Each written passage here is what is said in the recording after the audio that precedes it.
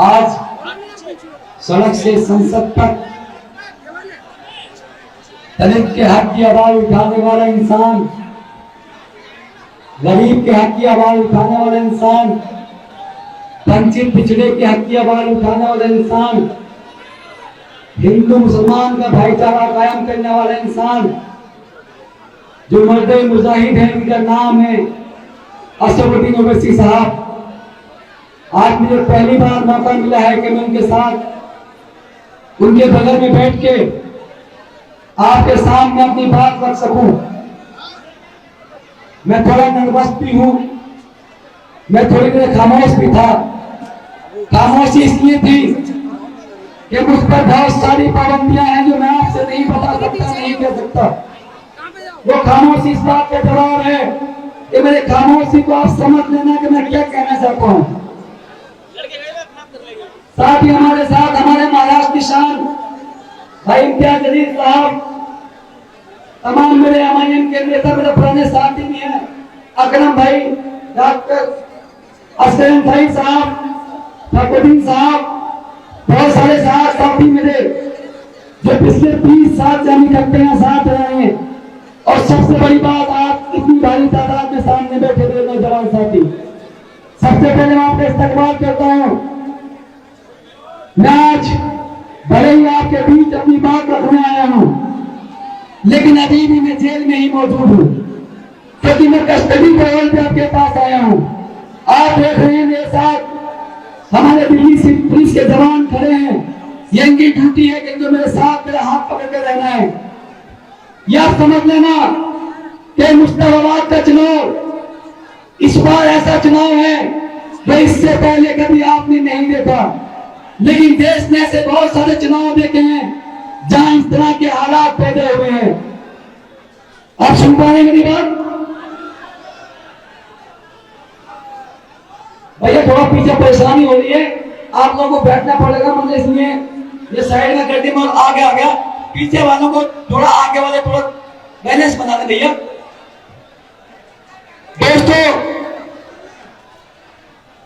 2020 के अंदर फरवरी का महीना था, 8 फरवरी की तारीख थी जब दिल्ली विधानसभा का चुनाव हुआ था। उस चुनाव से पहले 2015 का सन था जब भी दिल्ली विधानसभा का चुनाव हुआ था। उससे पहले जो चुनाव यहाँ हुए थे, जब पहली बार विधानसभा बनी थी मुश्ताबाद की, तब हम सब ने सपना देखा था कि मुश्ताबाद का अपना एक विधायक हो जो मुश्ताबाद की परेशानी को समझ सके, देख सके। बहरहाल हमें एक मौका मिला, कांग्रेस पार्टी ने उस वक्त हसन भाई को विधायक का टिकट देकर चुनाव जीतने के लिए भेजा और मुश्ताबाद ने अपनी जिम्मेदारी निभाई, हसन भाई को चुनाव जिताया। उसके बाद जब 2015 का चुनाव आया, तब भी मुश्ताबाद ने यह हक समझ के कि हसन को दोबारा मौका मिलना चाहिए, जनता ने उन्हें वोट दिया। लेकिन उस वक्त आम आदमी पार्टी ने वोट काटने का काम किया था, वोट काटने का काम, और बीजेपी जीत गई थी। लेकिन जब 2020 का चुनाव आया तो उस वक्त इसी मुश्ताबाद की जनता ने हाजी यूनुस को चुनाव जिताया, ये कहकर कि हाजी यूनुस साहब तीसरे मुकाम पे थे, हक छूट गया था, इनका हक बनता है, इनको चुनाव जिताना है। लेकिन अफसोस 2020 का चुनाव भी जिताया, दिल्ली की सरकार भी बनी, लेकिन उस सरकार ने इस क्षेत्र के अंदर कोई काम नहीं करा। आज 5 साल के बाद मुझे आपके बीच आने का मौका मिला, लेकिन जब मैं यहाँ घूम रहा हूँ, गलियों में डोर लगा रहा हूँ, सड़कें देख रहा हूँ, नालियां देख रहा हूँ, जगह जगह गंदगी के ढेर हैं। माशाल्लाह हमारे भाइयों ने इतने शानदार अच्छे मकान तो बना लिए, लेकिन सरकार ने कोई भी विकास का काम यहाँ नहीं किया। वो बात करते हैं शिक्षा के मॉडल की।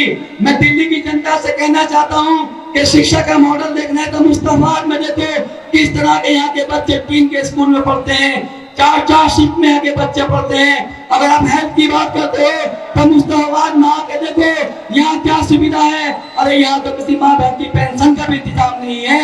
ये बात आप सब जानते हैं। आज 2025 में आ चुके हैं दोस्तों, 2025 का चुनाव है, विधानसभा चुनाव, और ये दिल्ली का विधानसभा इस बार 3 लोगों के बीच में चुनाव हो रहा है, 3 लोगों के बीच में। अगर 2 सीट हम छोड़ दें ओखला मुश्ताबाद, तो 68 सीटों पे प्रत्याशी हैं या तो आपसे केजरीवाल के नाम पे वोट मांगते हैं, या आपसे मोदी के नाम पे वोट मांगते हैं, या राहुल बाबा के नाम पे वोट मांगते हैं। कोई प्रत्याशी अपने नाम पे वोट नहीं मांगता दोस्तों। मुस्तफाबाद रोकना ऐसा चुनाव है जो जनता का चुनाव है, प्रत्याशी का चुनाव है। सड़क से संसद तक आपकी आवाज उठाने वाले मर्द मुजाहिद असदुद्दीन ओवैसी साहब का चुनाव है। फैसला आपको तय करना है कि जो आपके भाई खान है या अली है, आप उनको मजबूत करके केजरीवाल को मजबूत करते हैं, या मुस्तफा का व्यवस्था सुधारने के लिए हिंदुस्तान के अंदर जो जुल्मियत हो रही है, जो मजलूम पिस रहे हैं, जो नाजायज लोग जेलों में बंद हैं, नफरत के शिकार हो रहे हैं, उनकी आवाज उठाने वाले भाई असदुद्दीन साहब के हाथ मजबूत करने हैं दोस्तों।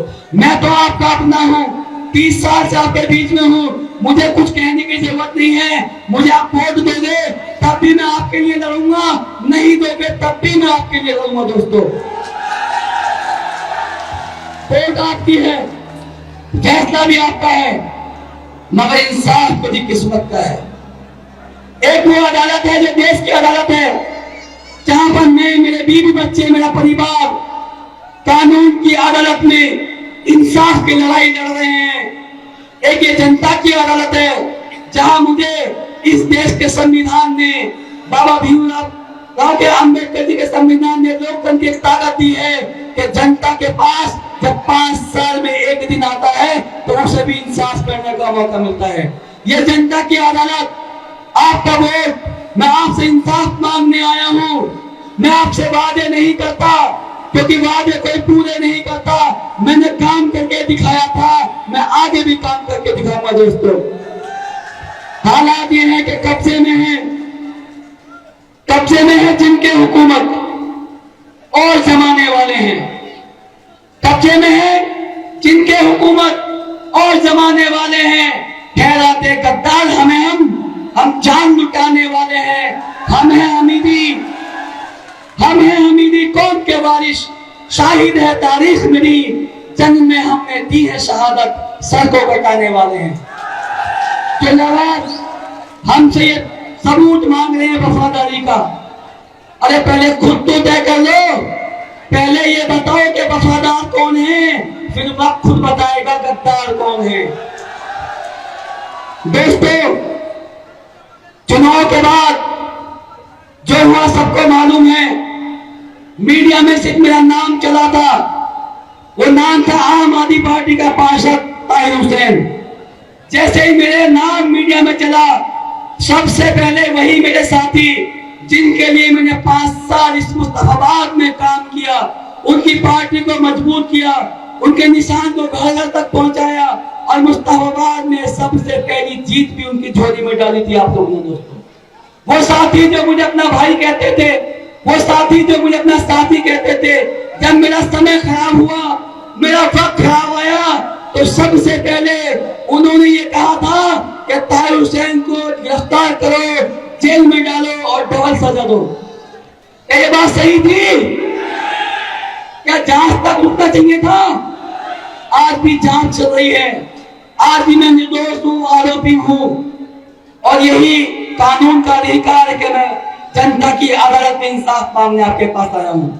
बहरहाल ये सब आपको देखना है कि जब लॉकडाउन था, कोरोना था, बहुत सारे लोग जो दुनिया से चले गए, बहुत सारे लोग, हजारों नौजवान जो जेल में बंद किए गए, लेकिन ये ताहिर हुसैन सबके लिए फिक्र करता था, सबके लिए दुआ करता था, और खुदा का शुक्र भी अदा करता था कि जहां इतना बड़ा नुकसान, इतनी जानें चली गई, ताहिर तू भले ही जेल की ऊंची ऊंची दीवारों के पीछे है, भले ही तू मोटी मोटी सलाखों के पीछे है, भले ही तेरे बच्चे तुझसे दूर हैं, भले ही तूने अपनी बीवी का चेहरा नहीं देखा, भले ही तूने अपने पूरे माँ बाप को नहीं देखा, भले ही तेरे नौजवान जो मुस्तफाबाद के बाद से तुझसे दूर हैं, लेकिन दिल्ली और देश के अंदर हजारों करोड़ों वो लोग थे जो ईमान वाले थे, ला इलाहा इल्लल्लाह वाले थे, जिन्होंने दुआएं दी इस मुस्तफाबाद के लिए मुझे और आपके सामने आज जिन्ना सलामत आपके सामने हूं दोस्तों।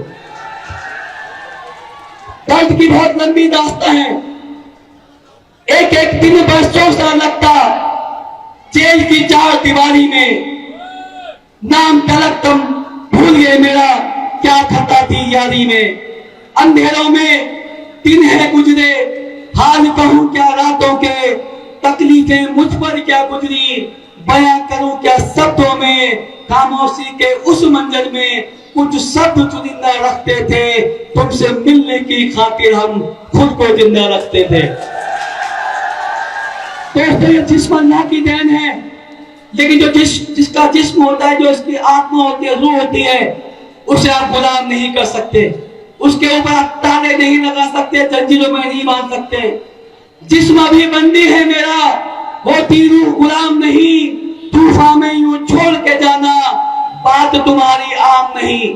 जब मैं मायूस था, परेशान था, अफसोस करता था कि किन लोगों को ताहे तूने इतना तन मन धन लगा के मजबूत किया, जिन्होंने तेरा साथ छोड़ दिया, तो ख्याल आया इस पार्टी ने तो वो लोग छोड़ दिए जिस पार्टी को जिन्होंने खड़ा किया था। याद कीजिए प्रशांत किशोर का नाम, याद कीजिए योगेंद्र यादव का नाम, लंबी फहरिस्त ऐसी जिनको इन्होंने छोड़ा है कि जिस्म भी बंदी है मेरा, होती रूह गुलाम नहीं, तूफान में यूं छोड़ के जाना, बात तुम्हारी आम नहीं। तकदीरों के खेल निराले करते खुदा को देखा है, तकदीरों के खेल निराले करते खुदा को देखा है, होकर सजा फांसी की फिर भी जीवन मिलते देखा है। सच्चाई हमें मंजूर है, लेकिन इल्जाम वो झूठा रखते हैं, तुमसे मिलने की खातिर हम खुद को जिंदा रखते हैं। तो मेरी बेटी उस वक्त बहुत छोटी थी जब मैं टूट गया था। जेल से बहुत सारे साथी हैं जो जेल काट करके आए हैं, सबको मालूम है कि 5 मिनट की कॉल की सुविधा हर कैदी को मिलती है। जो उसके घर वाले वो नंबर उसको देते हैं, इसका एफिडेविट लगता है, वो ऑटोमेटिक सिस्टम है दोस्तों। फिंगर लगा के 5 मिनट उसके घर कॉल कनेक्ट हो जाती है। अब 5 मिनट में जितनी बातें आप कर सकते हो आप कर सकते हो। उस वक्त मेरी बेटी मुझे बोलती थी, अपू आप रोना मत, अपू आप परेशान मत होना, आप निर्दोष हो, हम आपके साथ थे उस दिन, आपने हमारी जान बचाई थी, आपने हमारी हिफाजत करने के लिए घर से बाहर निकले थे अपने छतों पर, हमारी दुआएं आपके साथ हैं। मेरी जैसी मेरी बहनें देश में इतनी दिल्ली में थी कि दुआएं हम आपके साथ है। अब वो आप छूट जाओगे, हमें सुप्रीम कोर्ट भी जाना पड़ेगा, तो आप निर्दोष साबित होंगे। दोस्तों, जब वो बेटी मेरी बोलती थी, ऐसा लगता था कि मेरी बेटी क्या हर वक्त दरवाजे पे खड़ी है, इंतजार कर रही है।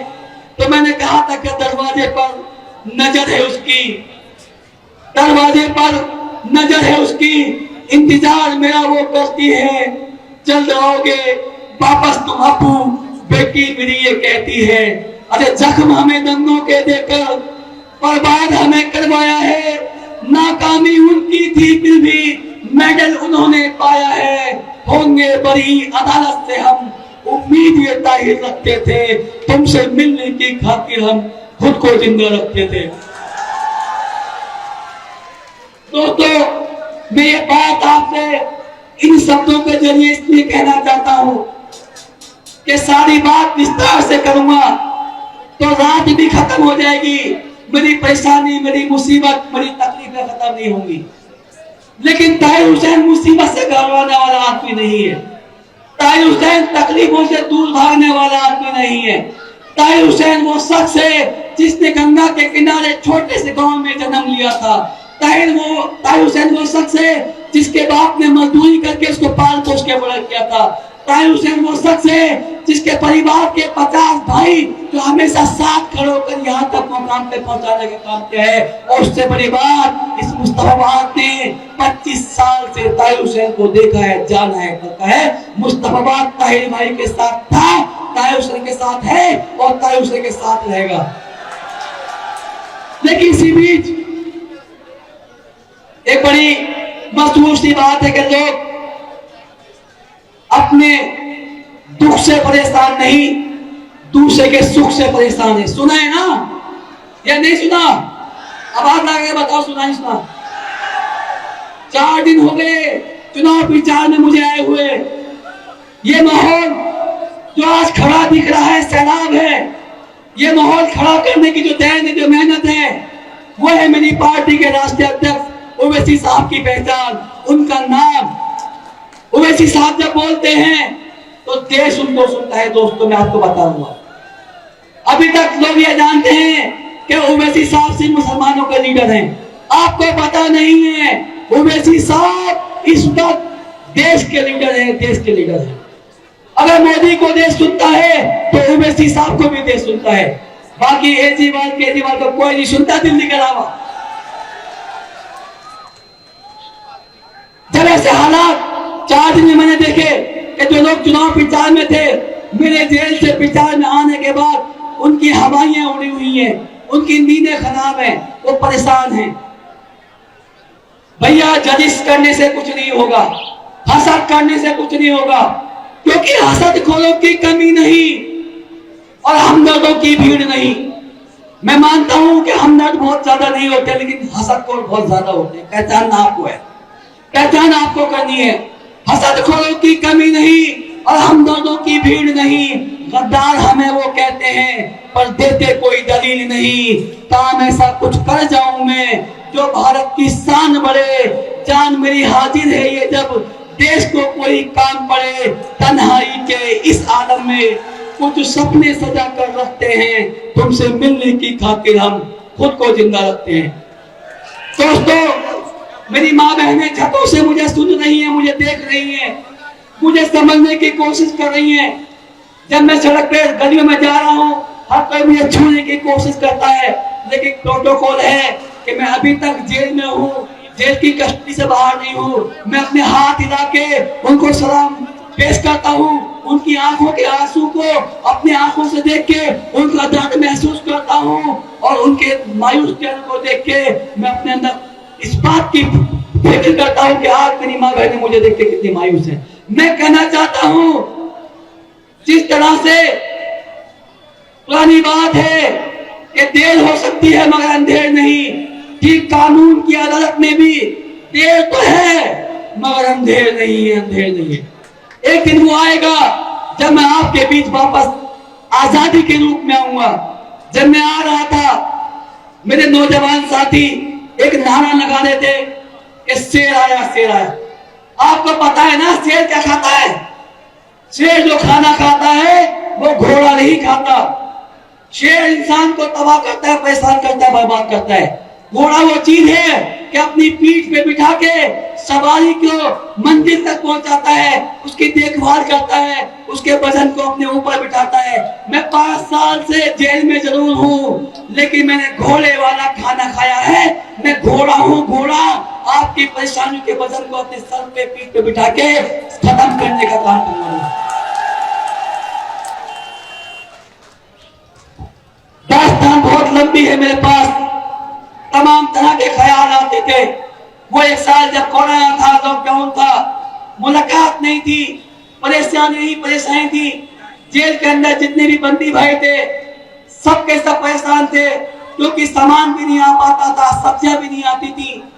जो भी सामान आता था लिमिटेड, उसी में सबको पूरा करना पड़ता था। जब वो दौर था, इधर जब मैं घर की तरफ देखता था, रोज अखबार में मैं सुनता था, अखबार में पढ़ता था। एक दिन ऐसा नहीं था, ऐसा कोई दिन नहीं था जिस दिन टीवी चैनल में मुझे गालियां ना दी जाती हो।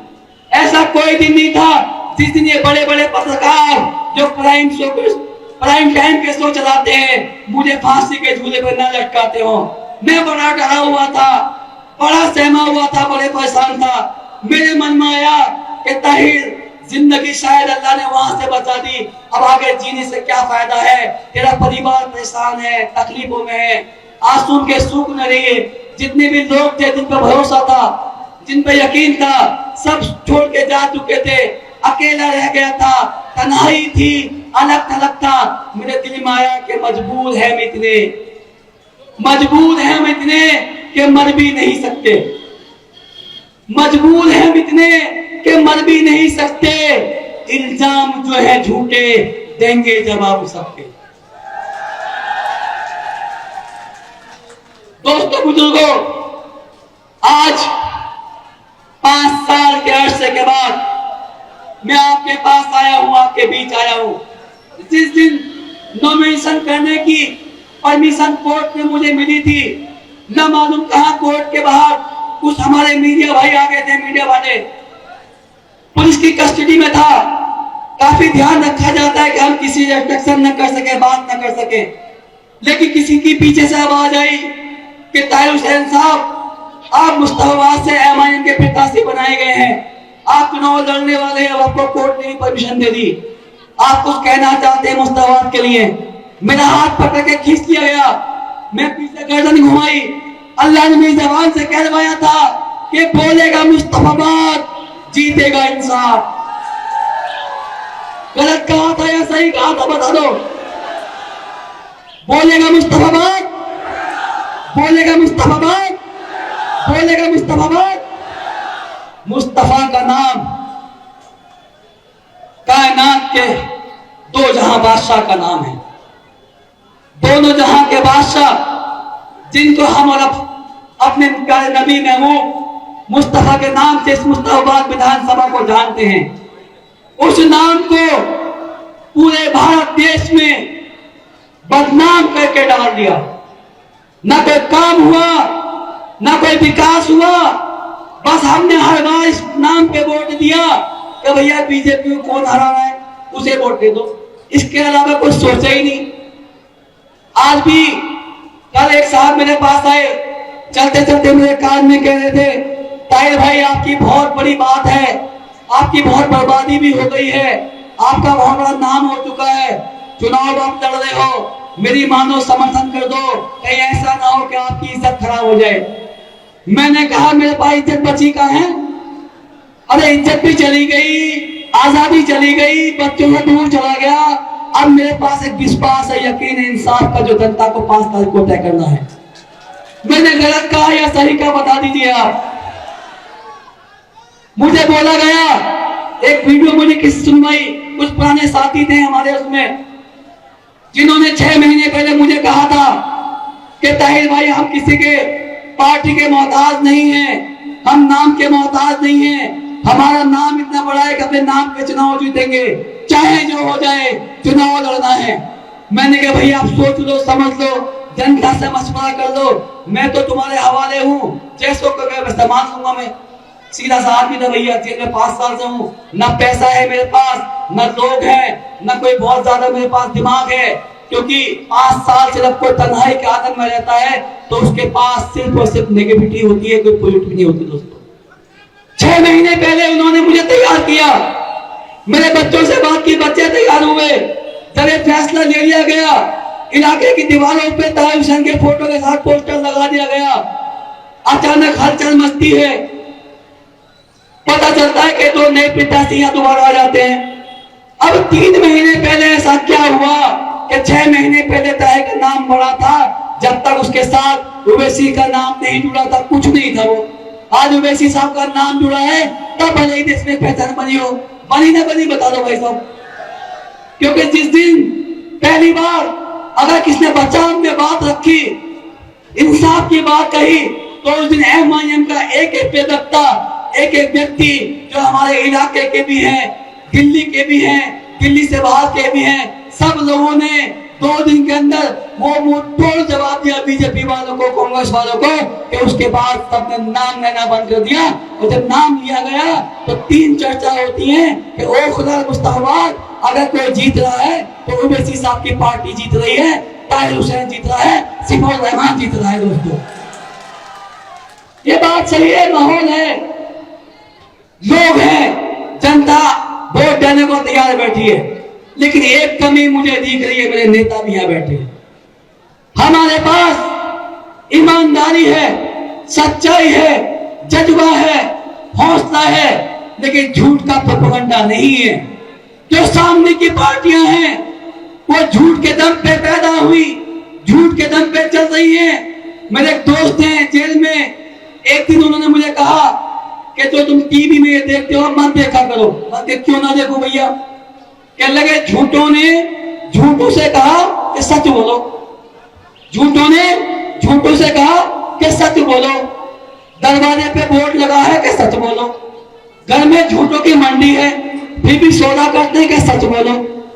अरे डूबने वालों, गंगा जमुना अपनी है, ये तो बता दो कि नाव में छेद किसने किया, इतना तो सच बोलो।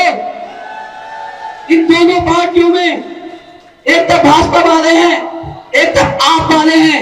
अब वो 100 झूठ बोलते हैं तो वो 200 झूठ बोलते हैं, कसम खा रखी है झूठ बोलने की। कैसी कैसी बातें निकल के आती हैं। कोई कहता है जमुना में जहर है, कोई कहता है कि बातों में नफरत है।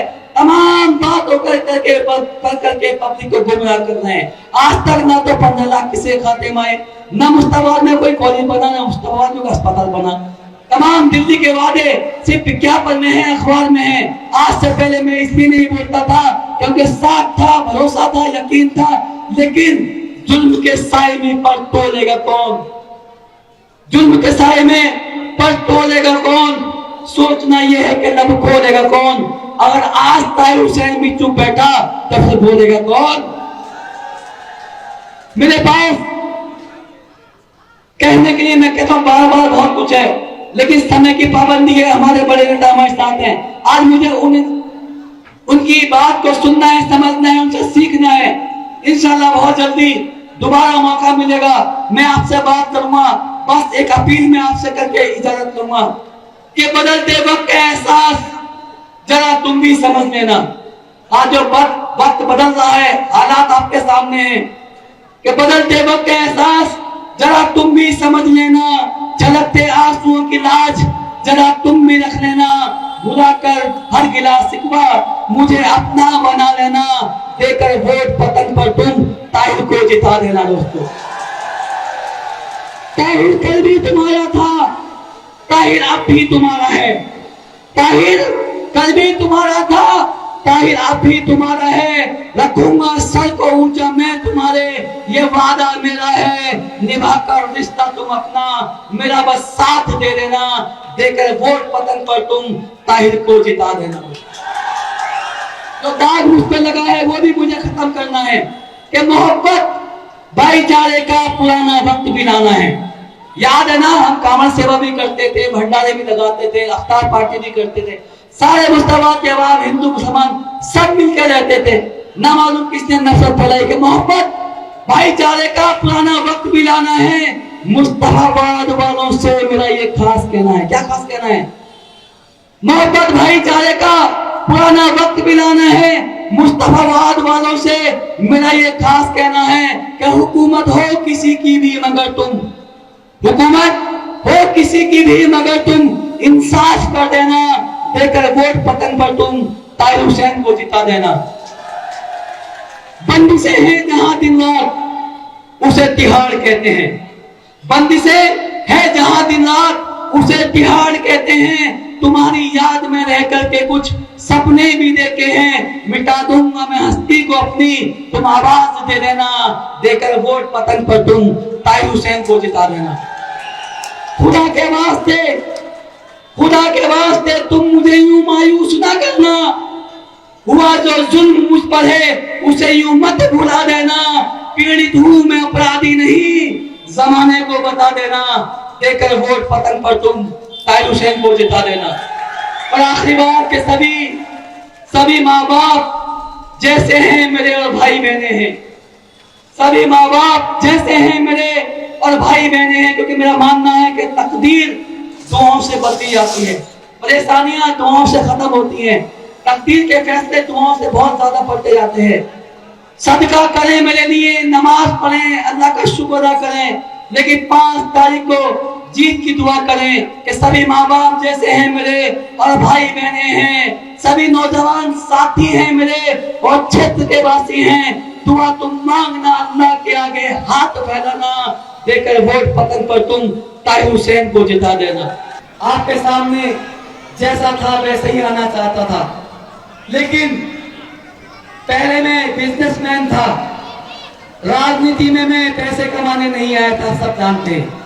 जब मैं पार्षद था, आप जानते हैं, कोई भी बीट कांस्टेबल या कोई भी एमसीडी का बंदा पैसे नहीं मांगता था जब तक मैं था।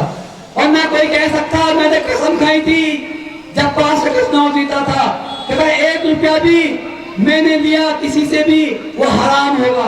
कहा था, 3 साल में आपके बीच में रहा, 2 साल जेल में रहा, बहुत परेशानी थी, खाने के लाले थे। मेरे बच्चों से बात हुई, इनसे कुछ लोगों ने संपर्क करा जो उस महकमे के इंस्पेक्टर थे कि भैया हम कुछ मदद कर दें। बच्चों ने मुझे कहा, अप्पू ऐसे ऐसे वो लोग आए थे। मैंने कहा बेटा मैं तुम्हें इस परिस्थिति में ना मना करूंगा ना हाँ करूंगा, लेकिन मैंने कसम खाई थी बस इतना बताऊंगा। मेरे बच्चों से 2 दिन बाद जब मैंने पूछा क्या फैसला लिया, मेरे बच्चों ने, मेरे बेटे ने कहा अब्बू जो नाम तुमने कमाया है, जो कसम तुमने खाई थी, हम तुम्हारा खून है, हम तुम्हारे खून की लाज रखेंगे, मरते दम तक हम भी तुम्हारे नक्शे से कदम पे चलेंगे। उस वक्त हालात बहुत खराब थे भैया, मगर मैंने ना हिम्मत हारी ना हौसला तोड़ा। एक कसम जरूर खाई थी। फिर क्या कसम खाई थी कि जो जिंदगी अल्लाह ने मुझे बख्शी है, क्योंकि वो तारीख जो मैं नाम नहीं लेना चाहता, उस दिन मुझे लगा था कि ना मैं बचूंगा, ना मेरे बीवी बच्चे बचेंगे, ना मेरे माँ बाप बचेंगे।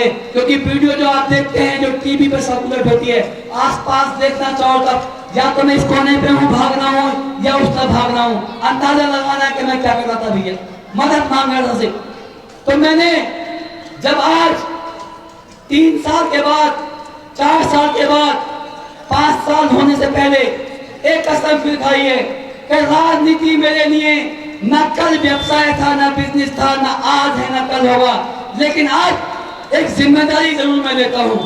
वो जिम्मेदारी लेता हूँ कि दिल्ली मुस्तफा तो मेरा घर है, परिवार है, इसके अलावा दिल्ली हो या देश हो, जहाँ भी मजलूम के खिलाफ जुल्म होगा उसके लड़ाई में लड़ने का काम करूंगा।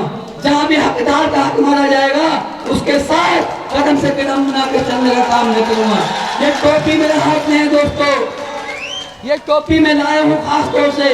5 साल से मेरे पास जेल में मेरे बैग में रखी थी।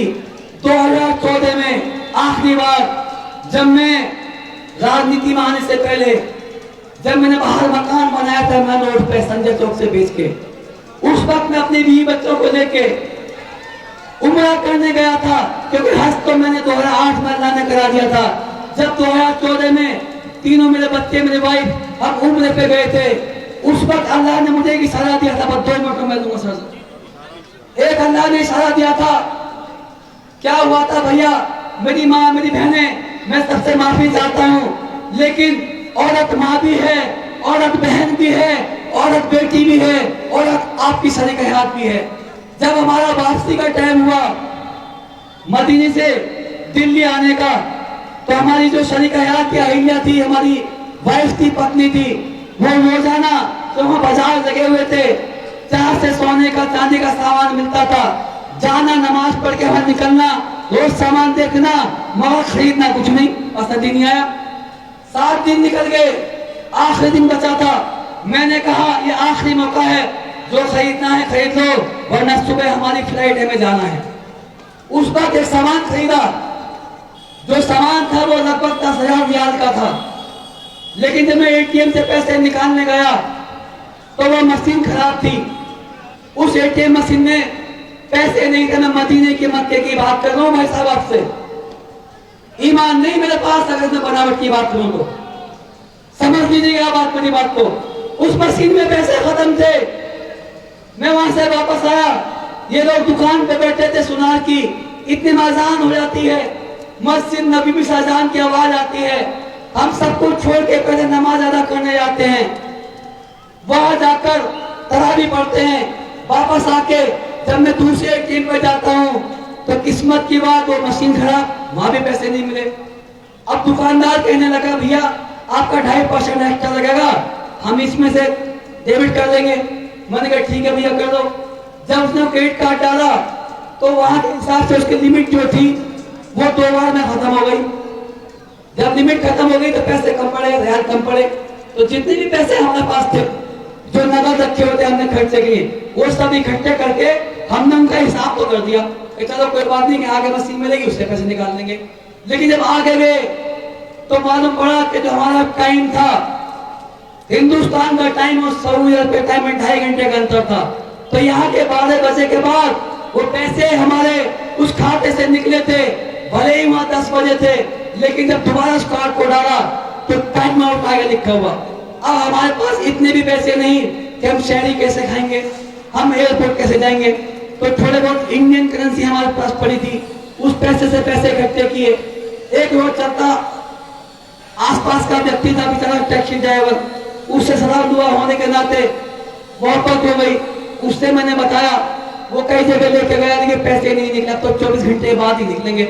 उसने कहा है भाई ये 500 का रियाल का नोट आप मुझसे रख लो, आप नबी के घर में हो, मैं भी खुश हो जाऊंगा, आप मेरे मेहमान हैं और आपकी परेशानी भी कम हो जाएगी। मैंने कहा नहीं, ये आपका मुझ पे एहसान है कि आपने ऐसी जगह मुझसे मदद करने की अपील की है, क्योंकि ये नबी का शहर है। ना मालूम मैं जिंदा बचूं ना बचूं, ना मालूम मुझे मौका दोबारा आने का मिले ना मिले। अगर मैंने यहाँ से कर्ज लिया और मुझसे अदायगी ना हुई तो कयामत के दिन मुझे शर्मिंदा होना पड़ेगा। दोस्तों, उसने कहा मैं कर्ज नहीं दे रहा, मैं आपकी मदद कर रहा हूँ। मैंने कहा अल्लाह का शुक्र है, अल्लाह ने मुझे बहुत कुछ दिया है भैया, मैं मदद के लायक भी नहीं हूँ, ये थोड़ी परेशानी है मैं सहन कर लूंगा। आप इतना करो कि अपनी टैक्सी से बिना पैसे के मुझे बस अड्डे पहुंचा दो, शाम तक मैं जद्दे पहुंच जाऊंगा, तब तक पैसे निकल जाएंगे। वैसा ही हुआ, जद्दे पहुंचा। जद्दे में हमने एक दिन रुकने का प्लान किया था। वो बच्चे आजकल इंटरनेट पे देखते हैं, पानी समुद्र में कोई म्यूजियम बना हुआ था, उसको देखने की जिद कर रहे थे। तो एक दिन हमने जद्दे का रखा था प्लान अपने पास। जब वहां गए तो हमने एक होटल देखा जो सबसे कम पैसे का था, कि मेरे दिमाग में था कि कार्ड ब्लॉक हो गया, कोई दिक्कत हो गई तो एयरपोर्ट कैसे पहुंचूंगा। तो मैंने एयरपोर्ट का किराया पता करा 40 रियाल। वो 40 रियाल निकाल के मैं अलग रख दिए और बाकी हाथ में थे पैसे।